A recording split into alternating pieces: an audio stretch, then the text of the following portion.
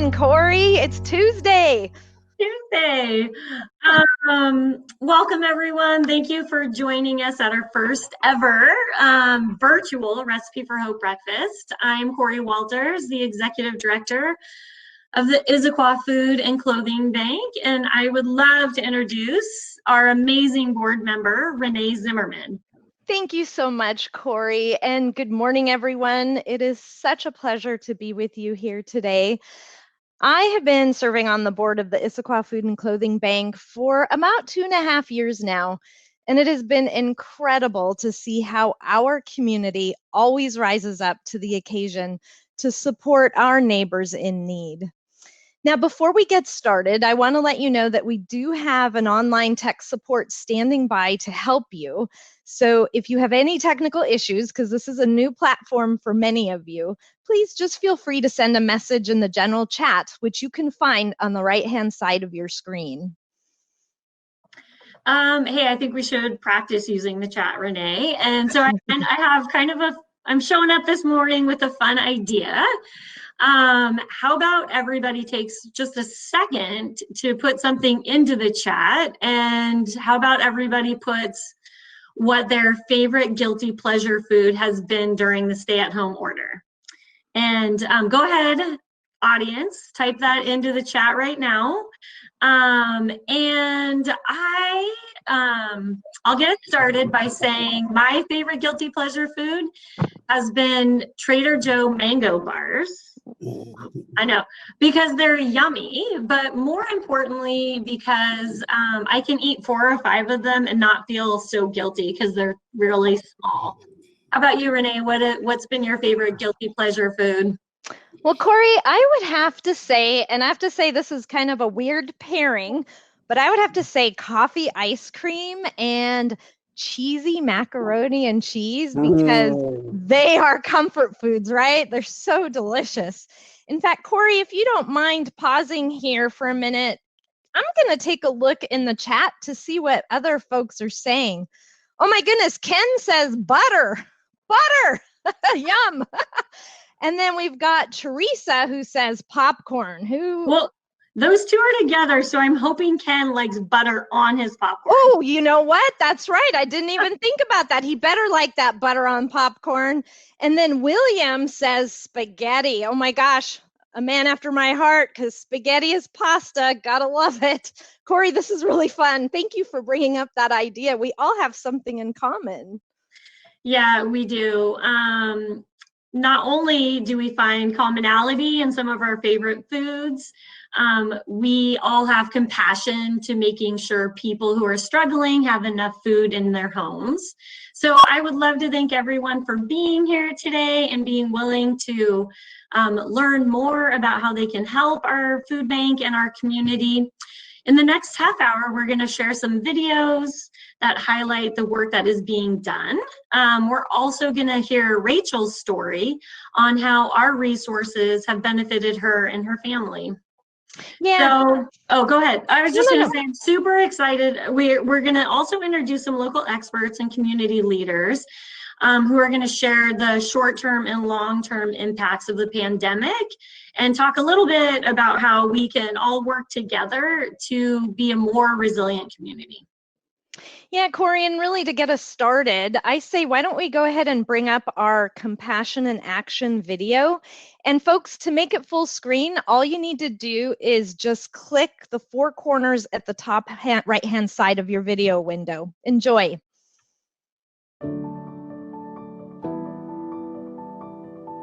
It was crucial that the Issaquah Food and Clothing Bank was able to adapt our processes and move to an outdoor distribution model so that we could help all of the families and individuals in our community. We've definitely received many comments from clients who said they didn't know what they would do without us at this point in time, that their kids would be hungry, that they don't have enough resources in their household right now in order to get food onto their tables. Our volunteers have enthusiastically shown up to play a very crucial role at the Issaquah Food and Clothing Bank during this time. They've come with their hearts, they've shown up with compassion and respect, and shown our clients a lot of dignity in the process. Hi, I'm Dennis Knapp. I'm a volunteer at the Issaquah Food Bank. I see little signs in the back of cars when you open a trunk. Thank you, food workers. It's been tremendous. I actually had one instance where I saw a little girl was sitting in her car seat and her comment was, "Mommy, I'm very hungry." She handed her daughter a banana and it was, I think, the best banana I've ever seen eaten. So those experiences just are very touching, very warm, and make me feel good about why I'm doing this, and I'm happy to be doing it. It's been a tremendous effort by the entire organization, and particularly the team members for the Issaquah Food Bank have been phenomenal in terms of planning, listening to the community with their follow-up, and the delivery and execution has been just tremendous. Because we haven't been able to access food in our usual avenues, we've really relied on the community to make contributions at our food drives and to purchase items specifically from our online wish list. The community has really stepped up for the Issaquah Food and Clothing Bank. The city of Issaquah has really led the charge in helping the Issaquah Food and Clothing Bank help people get their needs met. People who have received our services and resources have been very grateful and just thankful that we're here to help them. And we've heard over and over from clients that it's working.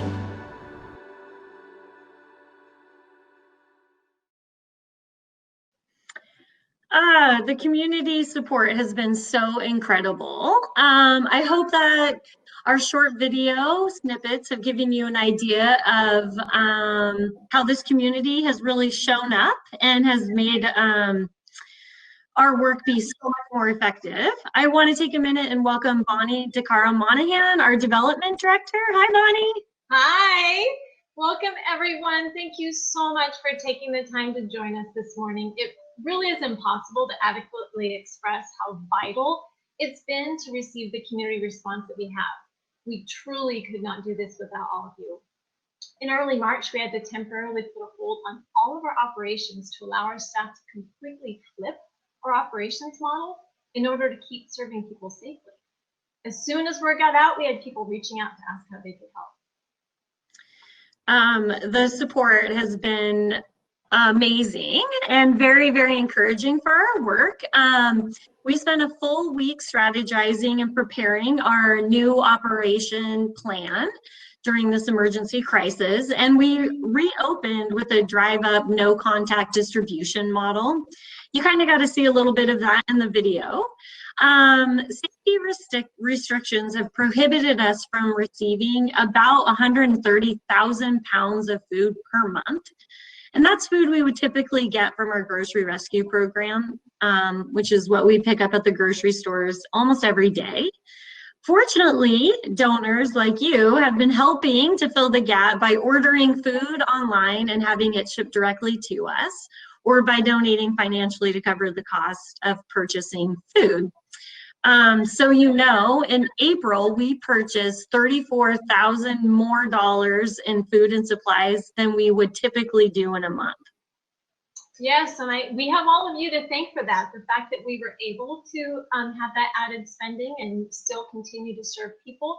We've also been deeply appreciative of all of our Issaquah Sammamish Food Project, our neighborhood coordinators, our donors. They've been donating more recently as we've been able to open up our warehouse for collection dates. Yeah. So I get to share a little bit about our Bob Gray Award. I'm sure everybody's been curious about who got the award this year. So in 2018, we created a Bob Gray Leadership Award for those who exemplify a commitment that our founder Bob Gray valued. He consistently went above and beyond to ensure that people had the food that they needed. He was super passionate about it. And it's such an honor this year to announce the Bob Gray Award winners, Jim and Chris Berry. They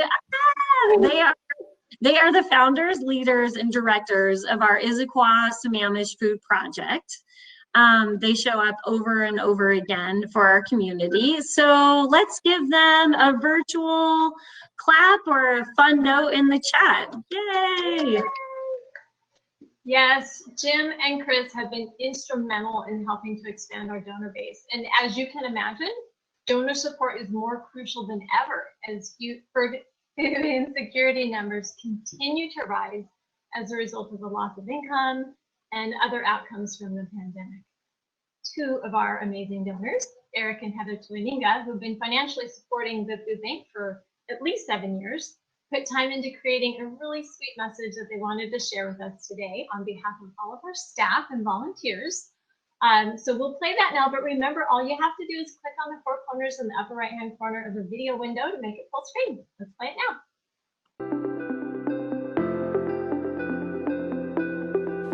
Heather and I are so honored to be able to support the Issaquah Food Bank. The people that work there are such incredible individuals, and right now they're doing vital work that we can't do. We have incredibly busy lives, as I'm sure you do too. Between parenting and our jobs and all the other activities that we have going on in our lives, we can't be on the front lines serving the way that they serve. And so we support them. It's critical to us, it's critical to our community, and we're so grateful for them. And during this crazy COVID time, the food bank staff have gone from everyday heroes to superheroes. They're serving a bunch of new families who've lost jobs, etc. They've lost a bunch of their volunteers, and so they're working more hours. And they're trying to source food from new places and do it all in a really sanitary way. It's been nuts for them, and they're tired. And so I would just encourage you today, and as you go forward, to think about a way that you can encourage the food bank staff. Maybe it's adding a 0 to your gift today to say, we see you. Maybe it's dropping them a note. Maybe it's dropping off some Starbucks cards. They need to know that we're in this with them. So I'd encourage you to think about a way to do that.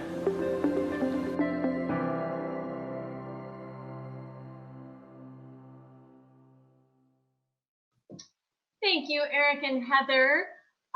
Although staff and volunteers are on the front lines, we will say this time and time again this morning, there is no way that we could do what we're doing without the generosity and commitment from all of you.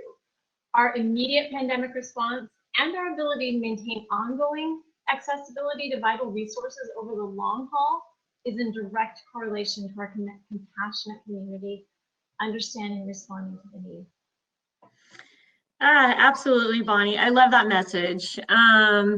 Many people don't even realize that the Issaquah Food and Clothing Bank serves 110 square mile radius.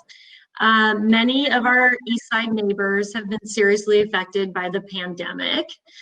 Now I would like to welcome our speaker panel. This is a strong group of leaders, and they're here to share more about the current and future outcomes of the pandemic and how as a community we're addressing them. Let me just introduce you all before we get started. We're super thrilled to have King County Council Member Kathy Lambert here. Go ahead and hi, Kathy. President and CEO,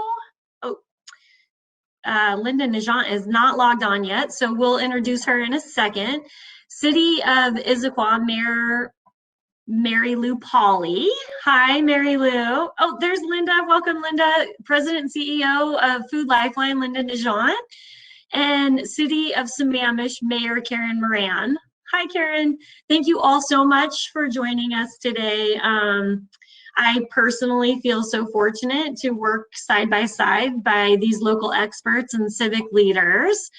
Together, we're learning and adapting to the pandemic and figuring out how to work together to help our communities be more resilient during this difficult time. So to get started, I'd like to ask a question to Councilmember Kathy Lambert. Can you tell us what King County has learned about the impact of COVID-19 on food insecurity in our entire region? Well, I really appreciate all of you joining us today for the important virtual event and also for your support. Adequate access to food is an important issue in King County, and the effects of the pandemic have only made the problem more severe.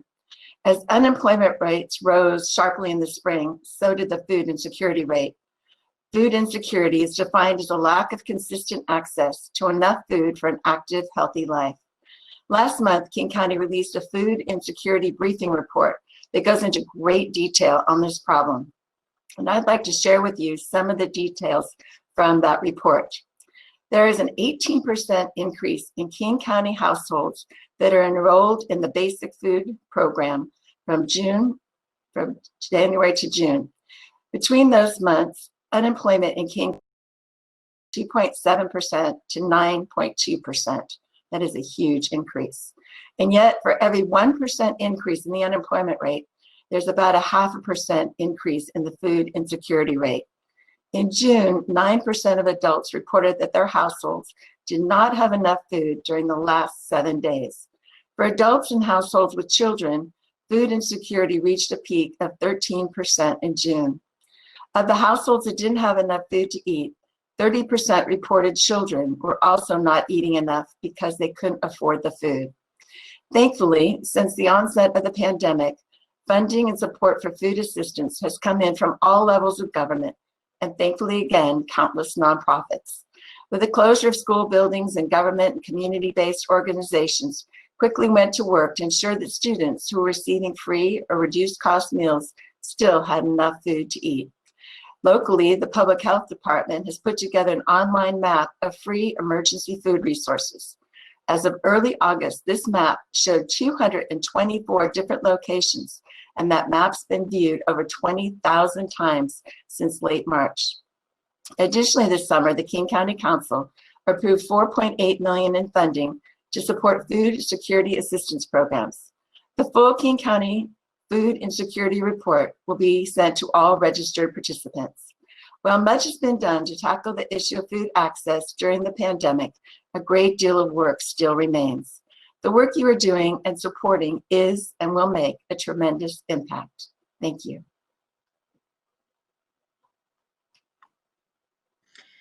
Thank you so much, Kathy. We really appreciate you taking time out of your busy schedule to help to be with us today. Next, I'd like to talk with Linda Nijant, the President and CEO, Food Lifeline, and Issaquah Food and Clothing Bank partner. Linda, can you take a little bit of time to share with us what you think the next 6 months, 1 year, 18 months and beyond might look like in our region for food banks? In other words, how will COVID-19 affect the partners that you provide resources for in the long term? You bet, I sure can. And thanks so much for having me this morning. It's really great to be here. You know, I think that the best way for us to think about how COVID-19 might affect the operations of Food Lifeline and the partners we serve is to anticipate some likely scenarios. For example, we could very well see a surge in the virus this winter or during the holiday season that require another lockdown. And the gains many organizations have been able to make in recent weeks, such as welcoming back safe numbers of socially distanced volunteers or integrating fresh foods back into food distributions, could be negatively impacted. Another scenario is that our current experience could simply be prolonged and truly become our new normal. And in this scenario, I envision that our hunger relief system would continue using its innovative and resilient spirit to continue finding new and expanded ways to serve people who are facing hunger.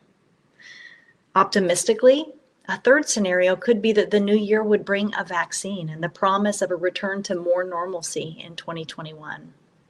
But frankly, scenarios 1 and 2 feel like the places that we should really, as a system, center our focus and our planning and preparedness, developing strategies to address what comes next from a stance of being prepared. At Food Lifeline, we're hearing a lot of concern voiced by our partners about the cold and the rain that will soon be upon us. Continuing to distribute food outside is the most common approach we're hearing agencies consider. And these organizations are thinking about how they might use canopies or awnings, carports to provide shelter both to staff and volunteers, as well as to their clients during a distribution. Some are planning to shift exclusively to home delivery or to use online reservation systems, such as those used by restaurants that would enable their clients to wait in their car until they receive a text when it's their turn for service. The Issaquah Food and Clothing Bank has developed a plan to use their entire facility so that clients, volunteers, and staff can safely operate inside during the cold, wet months ahead. Most certainly, though, there's no question that our entire system will continue to see a significant increase in the number of people facing hunger for the next several years. Before the pandemic, 1 in 10 Washingtonians were at risk of hunger. And by December, we expect that number could be 1 in 5. Predictive models are now telling us that that number could stay that high until 2025. We all experienced the impact of the Great Recession of late 2007 to 2009. And within 2 months of its onset, our system experienced a 40% jump in need. And while the recession was deemed over relatively quickly, food banks only began seeing our client numbers decline in 2016 or 2017. And that's because economic recovery takes time, especially for the people who've lost the most. So my request of the community that's supporting Issaquah Food and Clothing Bank is that your support stays strong and steadfast. For those of you who can volunteer, we really need you to continue to step forward and to work a shift or two serving your neighbors. For those of you who can financially support the food bank, I hope you'll consider becoming a monthly donor or increasing your contribution. And for those of you who can contribute nutritious food, consider inviting your friends and your family to join you in your generosity. All of you know that the Issaquah Food and Clothing Bank is an absolute gem. You've got a star in your community that's doing incredible work. We're grateful to partner with them at Food Lifeline, and we're so glad of their service in your community. Thank you so much, Linda. That was really great information. I appreciate all that Food Lifeline does to help us resource food and access food for our community. Thank you. So we continue to work very closely with the City of Issaquah and Mayor Polly. I'd love if you would be willing to share with everyone the city's immediate response to the pandemic and how we are partnering to prepare for the long-term impact. Good morning, Corey. Thank you very much for inviting me. I would love to share some information about that. It was a very interesting time. But first, I have to say thank you to the community that we live in. Their support during these uncertain times has been amazing. So as mayor, I've gotten a lot of questions about what does the governor's Safe Start plan mean for King County and specifically for Issaquah.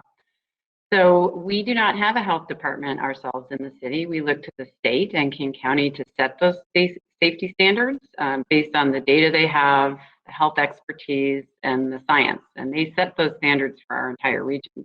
But as a city, we're here to implement those standards and make sure that our community is following the health orders and that we are addressing our community's specific needs, such as helping nonprofits like the Issaquah Food and Clothing Bank. So soon after the pandemic hit, the city, myself as mayor, and the council made it really clear that in responding to this crisis, the things that we had to really prioritize were making sure that community members still had food on their table and had a roof over their head. So with that in mind, we allocated money for food assistance and rent assistance, and we continued to advocate at the federal and state level for funding so that we would be able to distribute that within the community. But resources are limited, and we need many more to overcome the challenges that we're facing. We decided to form something called the Issaquah Food Security Collaboration. And so this is a network of all of our amazing local organizations working together to ensure that hot meals are prepared or groceries are available, because that's a basic need. And we need to help the families during the COVID-19 crisis, as many as we can. So we continued to meet and we created a dashboard that would be helpful for us to all better understand the magnitude of the need as it was changing and understand the other constraints that nonprofits are facing. Do they have enough volunteers? Do they have enough supplies? Do they have enough funding? And as we look ahead the months coming, our recent dashboard shows some very concerning data. So along with the need for more volunteers and assistance for the food deliveries, our beloved Food and Clothing Bank needs more revenues and needs more revenues now. And as the earlier speakers have said, for a while to come. We're not getting out of this in any time soon, and we need to plan for it. So I want to thank you all for being here today and showing your support to the Issaquah Food and Clothing Bank. And I want you to know that as mayor, I am committed to assisting the Issaquah Food and Clothing Bank with support from our city's human services team. I want to make sure we leverage our city's communication tools to spread the word about fundraisers, food drives, calls for volunteers. And I want to continue partnering with Corey and her team on researching options for an improved facility in the future. We all know that the Issaquah Food and Clothing Bank has grown out of its home and needs to have some additional space. So as you will hear on repeat today, we cannot achieve all of the goals we need to in the community without these partnerships. And that's what makes our food security collaboration network so powerful. So I want to thank everyone here today for your continued support, and together we know that we will weather this challenging time and that we will be able to support the most vulnerable in our community. Thanks, Corey. Thank you so much, Mayor Polly. Really, you and your team have been super critical in helping us access funding and other resources to address really specific needs in our region. We couldn't be doing what we're doing today without you, so thank you. We've also been privileged to have received a significant level of support from the City of Sammamish in response to the pandemic. So Mayor Moran, can you please share a little bit about the ways the City of Sammamish has been partnering with us to minimize the impact in our community? Well, good morning. Good morning. And thank you for inviting me this morning and for being part of the program. The City of Sammamish's relationship with the Issaquah Food and Clothing Bank, it runs deep. The food bank has been a constant and a consistent recipient of our grant program since its inception. We've also provided the Issaquah Food and Clothing Bank, along with other nonprofits, additional funds and support and increased needs due to COVID-19. The Issaquah Food and Clothing Bank is certainly going to be a recipient of the 221 and 222 grant cycle once we get approved and we finish our budgets and we give them funding. Our staff works very closely with the food bank team.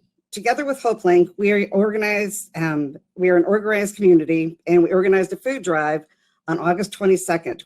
We received over 4,661 pounds of food. Prior to the pandemic, the food bank's mobile delivery services covered just the southern portion of Sammamish. But they responded to our request to expand the mobile delivery program to cover the whole of Sammamish, and that we are very grateful that they did that. The food bank has also increased their deliveries to a low-income housing community inside the city of Sammamish. Residents of Sammamish received a postcard from the city listing resources available to people to cope with the impact of COVID-19 in their lives, touching on food assistance, emotional support, and domestic abuse. These postcards were printed multilingual and printed in English, Spanish, Hindi, and Chinese. They were mailed to every single household in Sammamish. We highlighted the food bank resources in the postcard twice, and food assistance for residents living in zip code 98075 and 98029, and the emergency food delivery programs. The Issaquah Food and Clothing Bank has proven to be a leader and innovator in helping our residents. They create partnerships with the other providers to develop programs such as the Nourishing Networks. They've developed opportunities for our residents to continue to volunteer, connecting with seniors, youth, and everyone in between, to give back to their own communities. I know the food bank has inspired many residents in Sammamish to give back to their community by volunteering here, my kids included. I'll end by reiterating that the partnership between the Issaquah Food and Clothing Bank and the city of Sammamish is strong and enduring. Their impact on our community is much admired and respected. Thank you to the Food and Clothing Bank volunteers. You are really making a difference in impacting people's lives. Your work for the city is now more important than ever because of COVID-19, and thank you for everything you do. Thank you, Mayor Moran. We've been I know I keep messing up your name. Why do I keep doing that? We've been extremely grateful for the generosity of the city of Sammamish and all all you're doing to partner with us. That food drive was a huge success, and we look forward to more of those. On behalf of the Issaquah Food and Clothing Bank, I would like to thank you all for what you're doing to help our region be more resilient during this time. Thank you for joining us today. Now, I really appreciate it. You are all amazing. Now we'd like to share a letter that one of our clients wrote. And remember, in order to see the screen bigger, you can just click on the little arrows in the right top corner. And I'm excited to share Rachel's story with you.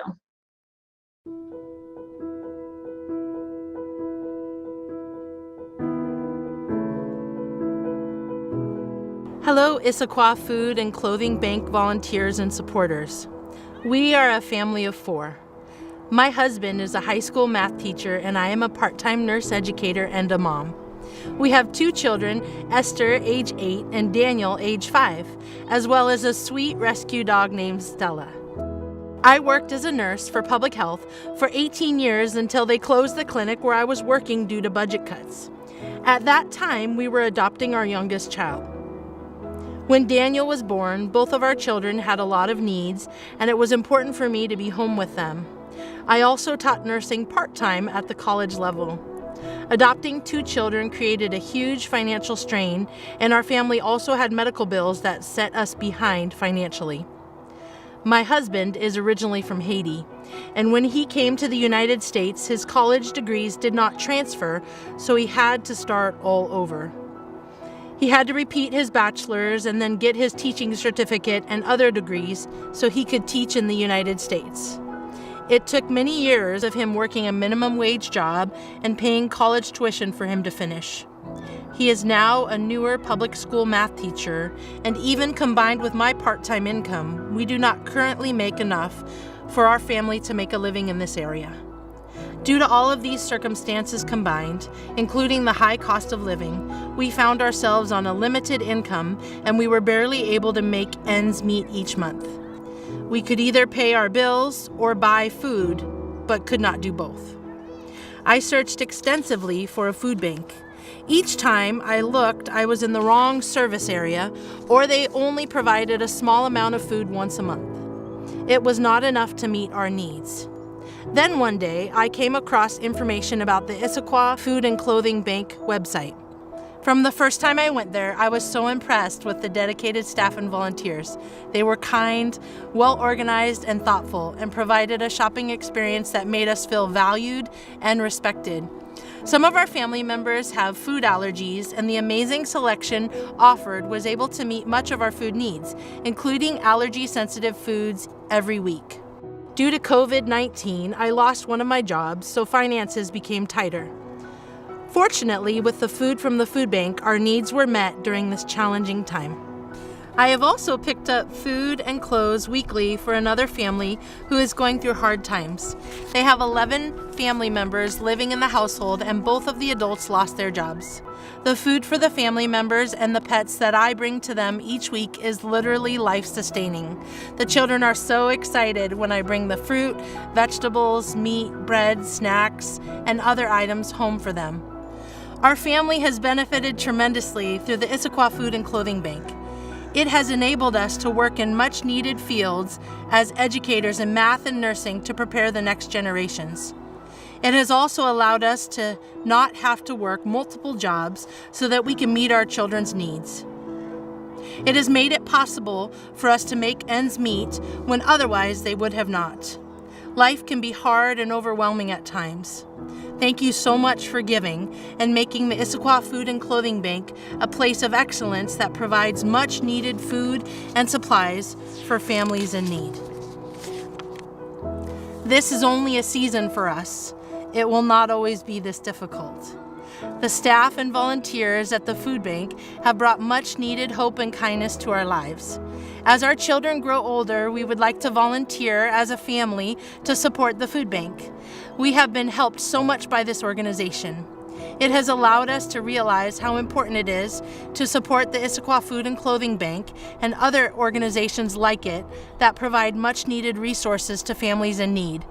Thank you for your generosity. It is making a huge impact in our lives and in our community.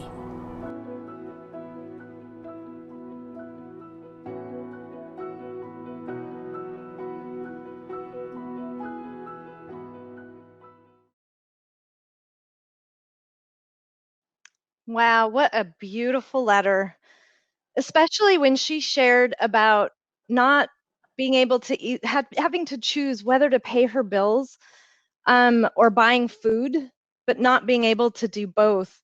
And I have to tell you all that, we hear this a lot from hardworking people like Rachel and her husband all the time and way too frequently. And I'd like to leave you with this. Think about this. Prior to the pandemic, there were over 16,000 people who were food insecure. And that's over 12% of the population in our 110 square mile service area. I know, Renee. Isn't Rachel's story is just super touching. And you're right. As we heard from Councilmember Lambert, food insecurity rates in King County have doubled since the pandemic in our region. And we also heard from Linda Nijant at Food Lifeline that the pandemic will have serious implications on food accessibility and financial stability for thousands of families in our area. Well, in the Issaquah Food and Clothing Bank, along with King County, the city of Sammamish, the city of Issaquah, as well as all of our partners, are really working hard to be fiscally responsible so that we can continue to meet the growing need over really the long haul. But we know that this is all going to take a community effort. Yeah, this is more important now than ever that our community comes together. And people in the audience have probably heard me talk about networking and community over and over again. So this is where I get to ask for your help personally and as an advocate on behalf of all of those who are struggling to get their most basic needs met. We ask that you give generously today and support the long-term need of this pandemic. Yeah, and I have to tell you that our goal for this year's Recipe for Hope events, this breakfast and the lunch, our goal is to raise $200,000. And Corey, I don't know if you know this, and folks that are listening, but we've already raised $74,000 towards that goal. That is just absolutely fantastic. Amazing. It is amazing that we're already there, but we still have a little more to go. Yeah. And what I'm going to ask everyone is to really stretch yourself a little bit. And this, I don't think, is a stretch. Maybe skip your latte just once a week for the next year and really give generously today, because these are our neighbors that we're helping. And so we have 126,000 remaining to reach that goal. And I believe, Corey believes, we all believe that together, guys, we can do this. So please help us. Thank you, Renee. So I'm gonna go over how you can give today. There's a couple different options. We have a link in the general chat over there in the right for me, that you can click on after the program and give online, or right now you can text. So I'm gonna give everybody a second to get their phones out. You can text RFH for Recipe for Hope 2020 to 44321. So RFH 2020 to 44321 to give from your cell phone.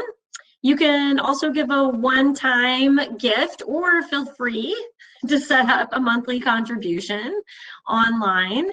If you're more comfortable writing a check, you can also give by check.